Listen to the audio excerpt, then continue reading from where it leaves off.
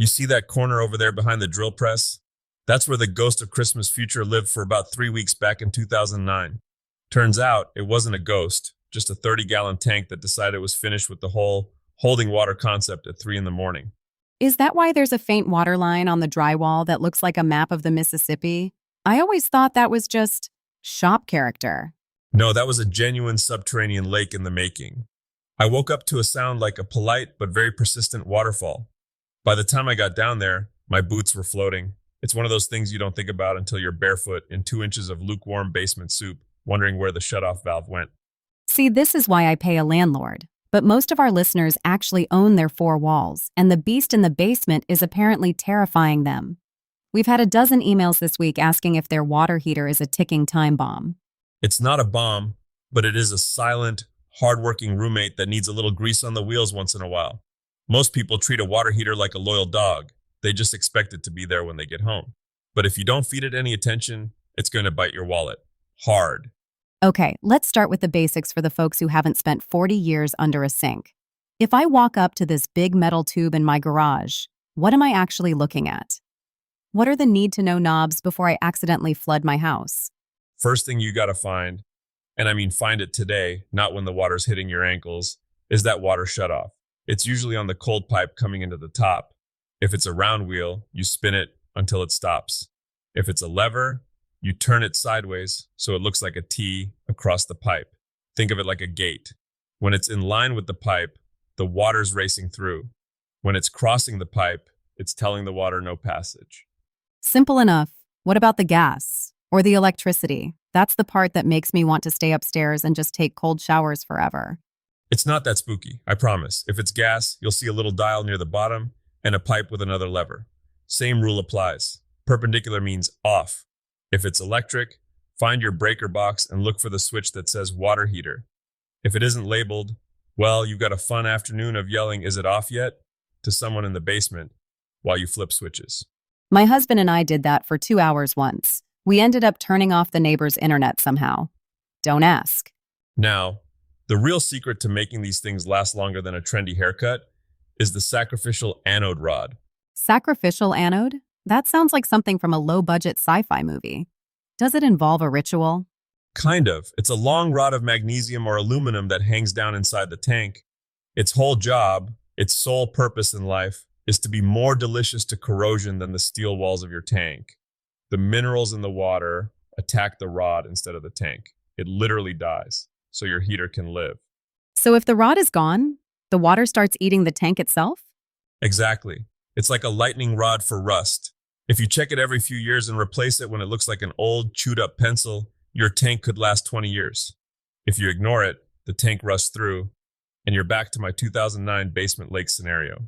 How do I know if it's chewed up without pulling the whole thing apart? Is there a check engine light? I wish. No, you've got to unscrew the big hex head on top of the tank. You'll need a big socket wrench and maybe a bit of muscle. If you pull it out and it looks like a wire hanger with a few barnacles on it, it's done. If it's still thick and gray, you're golden. Just make sure you turn the water off before you unscrew it, or you're going to get a very hot, high-pressure surprise in the face. Okay, so we've got the bodyguard rod. What's next on the maintenance checklist? I keep hearing about flushing the tank. Is that just code for making a mess in the driveway? It's more like cleaning the grit out of your coffee pot. Over time, minerals, mostly lime and calcium, settle at the bottom. It turns into this crunchy, sandy slush. In an electric heater, it covers the heating elements like a blanket, making them work twice as hard. In a gas heater, it sits on the bottom and acts like a layer of insulation, so the flame has to burn longer to heat the water through the sludge. So it's basically an inefficiency blanket sitting at the bottom of my heater. Spot on. And it makes this awful popping or rumbling sound. If your water heater sounds like it's making popcorn, that's actually steam bubbles trying to escape from underneath that layer of sediment.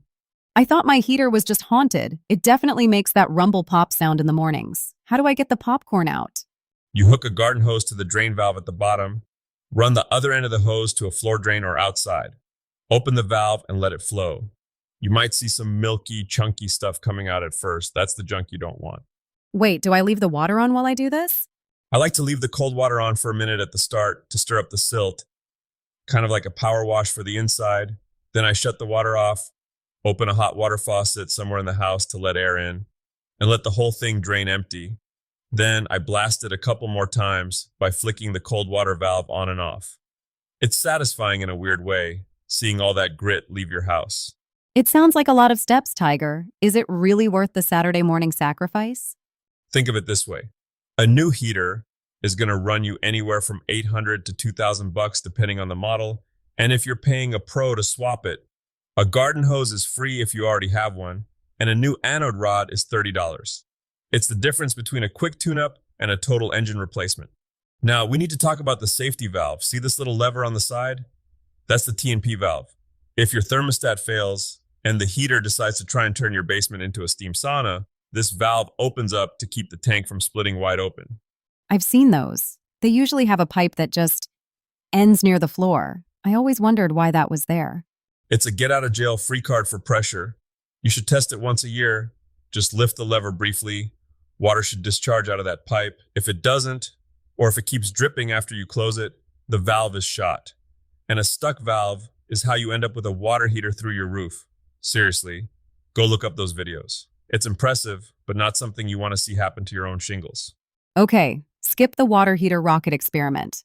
Got it. What about the temperature? My neighbor turned his up to scald because he likes his showers to feel like he's being reborn in a volcano. Is that bad? Besides the third-degree burns, yeah, it's not great for the tank. Most manufacturers recommend 120 degrees Fahrenheit. It's hot enough to kill bacteria like Legionella, but not so hot that it speeds up the mineral buildup. Every degree you go over 120 accelerates that corrosion we talked about. Plus, your energy bill will look like a phone number. So 120 is the sweet spot. Exactly, it's the Goldilocks zone. Not too cold to grow bugs, not too hot to eat your pipes. Okay, Tiger, let's be real. Sometimes maintenance isn't enough. How do I know when I'm just putting a bandage on a broken leg? When is it time to stop flushing and start shopping? That's the hard truth. If you see a puddle under the tank and it's not coming from a fitting or a valve, meaning the actual belly of the beast is weeping, it's over. You can't weld a water heater tank. Once the glass lining inside cracks and the steel starts to pinhole, you're just waiting for the dam to break. So, weeping is the death rattle of a water heater. Pretty much. Also, if you're getting rusty colored water, only when the hot side is running, or if the unit is more than 12 years old and starts acting up, you're on borrowed time. I usually tell folks, if the heater is old enough to have a middle school graduation, you might want to start looking at the sales flyers. If I am shopping, what am I looking for? The world has changed since the last time I looked at a big bucket of hot water. It really has. You've got the traditional tanks, which are better insulated than they used to be.